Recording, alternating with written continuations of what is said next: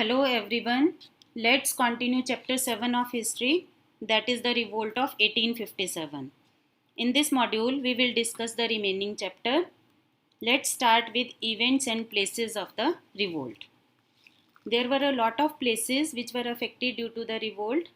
Let us see the happenings and events around the country. First of all, Jhansi.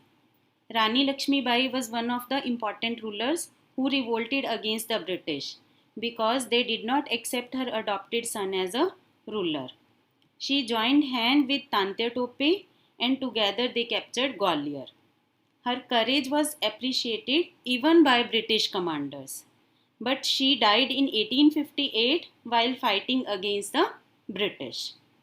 Next was Kanpur. It was Nana Sahib who led the troop at Kanpur. He called himself the Peshwa. He was also supported by Tantia Tope and Azimullah. When the British captured Kanpur, Nana Sahib fled to Nepal. Kunwar Singh of Jagdishpur led the revolt in central India and Uttar Pradesh. He extended supports to sepoys at Lucknow and Kanpur but soon died in 1858. The another place of revolt was Delhi. Bahadur Shah Zafar was made the leader of the revolt by the soldiers from Meerut, but he was captured and deported to Rangoon. This brought about the end of Mughal Empire in India. The revolt also took place at Awadh. Begum Hazrat Mahal made her minor son the Nawab of Awadh. The British army took refuge in a building near Gomti river. The sepoys set fire to the building and Henry Lawrence was killed in the fire.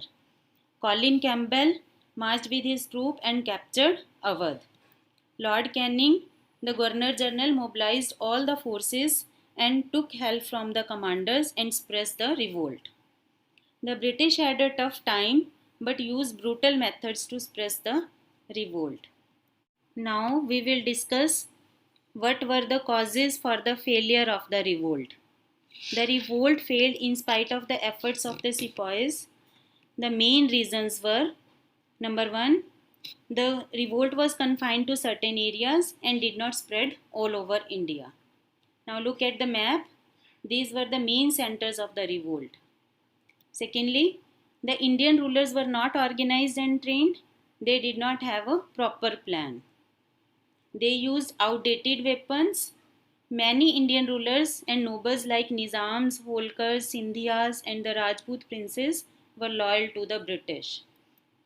The educated Indians remained loyal to the British due to their selfish intentions.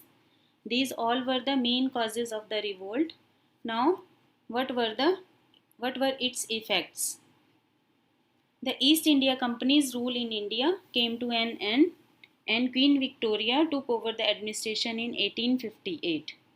A Secretary of State was appointed who replaced the board of directors. The Governor General was made the Viceroy and he was subordinate to the Secretary of State. The army was reorganized. Queen Victoria's proclamation was passed in 1858. According to the proclamation, the Indian princes were given assurance that no further annexation will be made by the British. The Queen also promised that there will be no interference in the religious and social practices of the people. A general pardon was given to all rebels, even for those who killed the British people. The revolt brought people closer and aroused patriotic feeling among the Indians.